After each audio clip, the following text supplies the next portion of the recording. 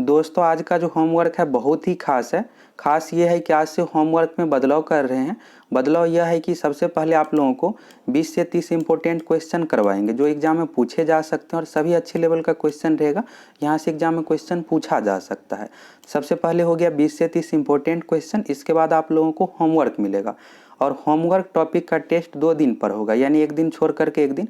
Homework topic test में जो आप लोगों को होमवर्क मिला है उसी संबंधित क्वेश्चन रहेगा और प्रत्येक दिन 20 से 30 इंपॉर्टेंट क्वेश्चन मिलेगा। सबसे पहले इंपॉर्टेंट क्वेश्चन करवाएंगे जो एग्जाम में पूछे जा सकते हैं। इसके बाद आप लोगों को होमवर्क मिलेगा। तो देख लीजिए सभी अच्छे लेवल का क्वेश्चन है। पहला क्वेश्चन है, बिहार में सर्वप्रथम आने वाला विदेशी यात्री था।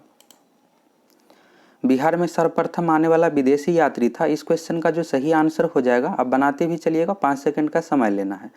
सही आंसर होगा मेगास्थनीज। मेगास्थनीज चंद्रगुप्त मौर्य के दरबार में आया था और यह एक यूनानी लेखक थे।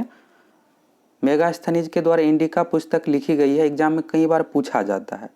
और यहाँ से एक और पॉइंट आपको याद रखना है, मेगास्थनीज के बाद जो आया है चीनी यात्री फाहयान, इसके बाद आया है हेनसांग। और रॉल्फ फिच जो ऑप्शन में दिया हुआ है, बिहार आने वाला प्रथम अंग्रेज है। एग्जाम में इस तरह से क्वेश्चन पूछा जाता है कि बिहार आने वाला प्रथम अंग्रेज का नाम बताए, तो रॉल्फ फिच होगा। यह अंग्रेज है, ब्रिटिश यानी ब्रिटेन से आया था। और विदेशी में जो हो जाएगा मेगास्थनीज हो जाएगा। अगला क्वेश्चन है, ब्लू बेबी सिंड्रोम एक बीमारी है जो निम्न में से किसकी वजह से होता है। ब्लू बेबी सिंड्रोम का जो कारण होता है, यहाँ से जो भी पॉइंट बताएंगे यहाँ से क्वेश्चन एग्जाम में पूछ दिया जाता है। जैसे पारा से कौन सा रोग होता है, लेड, आर्सेनिक, नाइट्रेट, इन सभी से। ब्लू बेबी सिंड्रोम जो होता है नाइट्रेट के कारण से, बी ऑप्शन इसका सही हो जाएगा। और पारा से जो होता है, पारा का जो संकेत होता है Hg होता है, एग्जाम में ऐसे भी पूछ दिया जाएगा। पारा का दूसरा नाम मरकरी भी है, तो पारा से जो होता है मिनीमाटा रोग।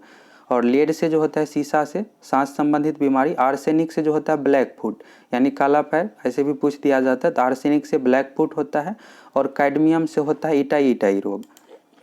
अगला क्वेश्चन है, बोध गया में महाबोधि मंदिर कहाँ बनाया गया है।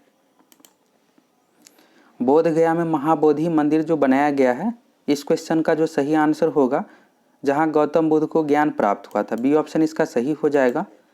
अगला क्वेश्चन है, बिहार के प्रथम मुख्यमंत्री कौन थे। तो इस तरह का बेसिक क्वेश्चन बिहार से रिलेटेड एग्जाम में पूछा ही जाता है। बिहार के प्रथम मुख्यमंत्री, राज्यपाल, इन सभी का नाम आपको पता होनी चाहिए। बिहार के प्रथम मुख्यमंत्री थे श्री कृष्ण सिंह, इसका सही आंसर हो जाएगा। और बिहार के प्रथम राज्यपाल का नाम भी आपको याद रख लेना है। तो बिहार के प्रथम राज्यपाल जयराम दास दौलत राम थे। और बिहार की प्रथम महिला मुख्यमंत्री राबड़ी देवी बनी थी। अगला क्वेश्चन है, परमार डॉल्फिन अभ्यारण्य बिहार के किस जिला में है। बिहार से रिलेटेड जितने भी वन्यजीव अभ्यारण्य राष्ट्रीय उद्यान है, यहाँ से एक क्वेश्चन तो फिक्स है, पूछा ही जाता है एग्जाम में। तो हर दिन एक क्वेश्चन एक यहाँ से टॉपिक से शामिल करेंगे और जितने भी राष्ट्रीय उद्यान है, वन्यजीव अभ्यारण्य है, क्लियर हो जाएगा। तो परमार जो है डॉल्फिन का अभ्यारण्य। ऐसे भी पूछा जा सकता है कि परमार वन्यजीव अभ्यारण्य किससे संबंधित है, डॉल्फिन से संबंधित है और बिहार के अररिया जिला में है। तो सही आंसर होगा अररिया।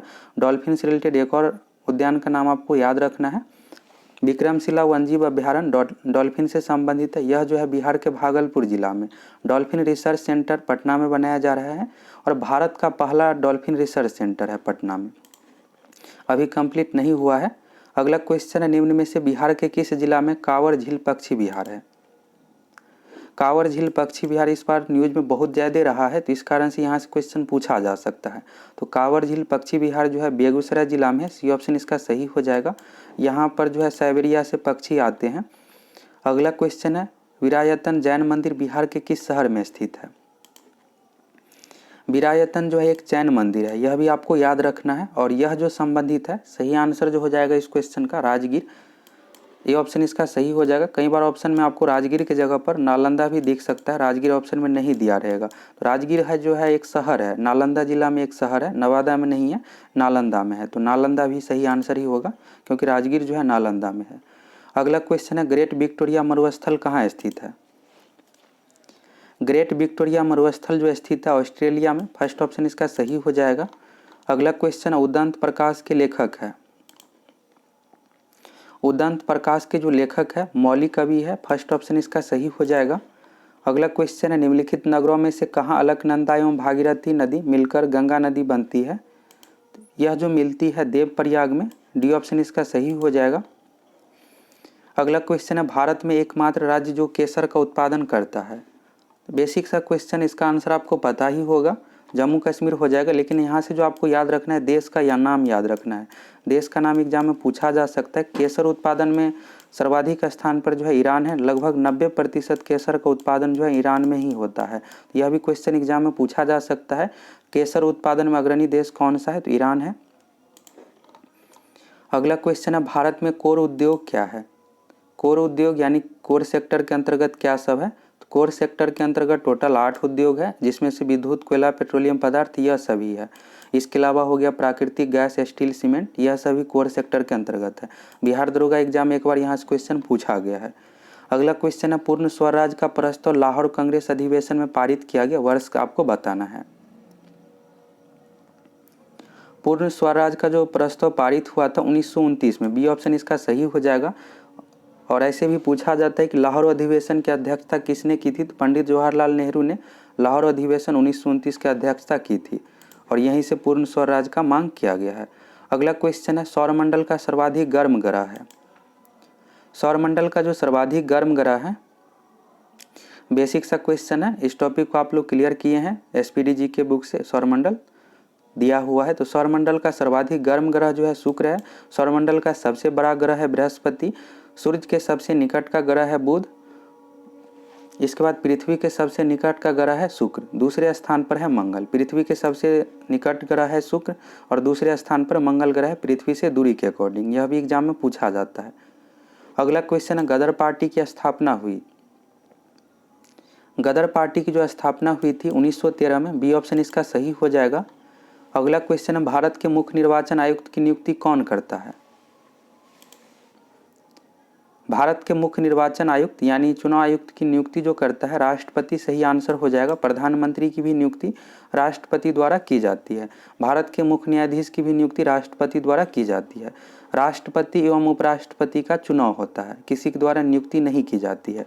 लेकिन प्रधानमंत्री का जो है नियुक्ति राष्ट्रपति द्वारा की जाती है। अगला क्वेश्चन है, भारत के संविधान सभा के अध्यक्ष कौन थे? यहाँ से आपको 3 से 4 पॉइंट एग्जाम के लिए याद रखना है। एग्जाम में क्वेश्चन इस तरह से पूछ दिया जाता है कि भारत के संविधान सभा के प्रथम अध्यक्ष कौन थे?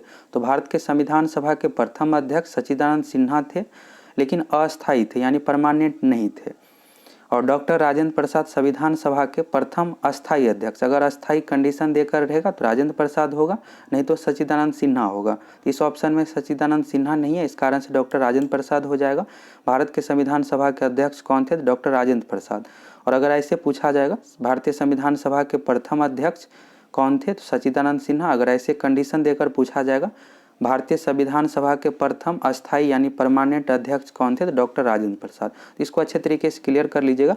सच्चिदानंद सिन्हा 9 दिसंबर 1946 को संविधान सभा के प्रथम अस्थायी यानी परमानेंट नहीं था अध्यक्ष बने थे। और डॉक्टर राजेंद्र प्रसाद 2 दिन बाद 11 दिसंबर 1946 को परमानेंट अध्यक्ष बने थे संविधान सभा के। अगला क्वेश्चन है, विटामिन B1 को भी कहा जाता है। विटामिन B1 से related Bihar enforcement sub inspector 6 दिसंबर 2020 को पूछा गया था कि विटामिन B1 को कहा जाता है। विटामिन B1 को जो कहा जाता है, इस क्वेश्चन का जो सही आंसर हो जाएगा बी ऑप्शन, थायमिन। और साइनोकोबाल्मिन जो कहा जाता है विटामिन B12 को, एस्कॉर्बिक एसिड कहा जाता है विटामिन C को, और नियासिन दिया हुआ है तो विटामिन B3 को नियासिन कहा जाता है। विटामिन B5 को पेंटोथेनिक कहा जाता है। इस तरह से अगला क्वेश्चन है, खाने वाले नमक का रासायनिक सूत्र है। तो यानी नमक का रासायनिक सूत्र आपको बताना है। अगर इस तरह का बेसिक क्वेश्चन एग्जाम में पूछा जाता है तो सावधानी से बनिएगा, गलत होने का बहुत ज़्यादा चांस रहता है। जैसे अगर आप फर्स्ट ऑप्शन में देखिएगा NOCl है, NOCl नहीं होगा, NaCl होगा। Na मीन्स हो गया सोडियम, Cl मीन्स क्लोरीन, तो सोडियम क्लोराइड होता है। बी ऑप्शन इसका सही हो जाएगा। अगला क्वेश्चन है, बिहार कहाँ विस्तृत है? अगर आप लोग कल होमवर्क का टेस्ट दिए हैं तो यह क्वेश्चन आसानी से आपको बन जाएगा। कल होमवर्क टेस्ट में क्वेश्चन इस तरह से था कि कर्क रेखा के उत्तर में कौन सा राज्य है? तो बिहार है। बिहार से होकर कर्क रेखा नहीं गुजरती है। सही आंसर जो होगा कर्क रेखा के उत्तर में बिहार है। फर्स्ट ऑप्शन इसका सही हो जाएगा। तो चलिए 20 इंपॉर्टेंट क्वेश्चन देख लिए, सभी अच्छे लेवल का क्वेश्चन, इसको अच्छे तरीके से क्लियर कर लीजिएगा। जो भी एक्स्ट्रा पॉइंट बताए हैं उसको आप कॉपी में नोट जरूर कर लीजिएगा, रिवीजन कीजिएगा बार बार। अब चलिए आज के लिए होमवर्क देख लीजिए। तो कल जो है 10 जनवरी 2021 है, रविवार है, तो रविवार को आप लोगों को कोई भी होमवर्क नहीं मिलेगा। जो भी टॉपिक अभी तक क्लियर हुआ है उसको आपको अच्छे तरीके से रिवीजन करना है।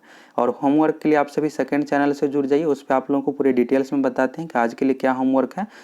आप सर्च कर लीजिएगा यूट्यूब पर सक्सेस प्लेनेट 2.0, लिंक भी आपको मिल जाएगा कमेंट सेक्शन में, वहाँ से भी आप डायरेक्ट चैनल पर जा सकते हैं।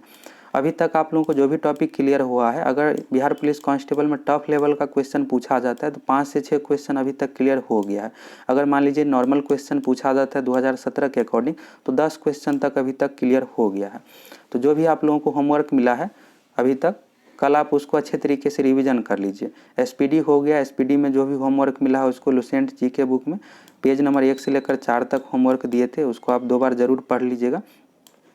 बार बार पढ़ने से अच्छे तरीके से रिवीजन हो जाएगा और याद भी हो जाएगा। अगर आप नहीं रिवीजन करते हैं तो जो भी आप याद किए हैं 10 से 15 दिन में फिर भूल जाइएगा। तो बार बार आप रिवीजन करते रहिए और होमवर्क जो भी आप लोगों को मिलता है उसमें 20 से 30 इंपॉर्टेंट क्वेश्चन भी शामिल करेंगे, तो उसको आप ज़रूर देख लीजिएगा। सभी अच्छे लेवल का क्वेश्चन रहता है।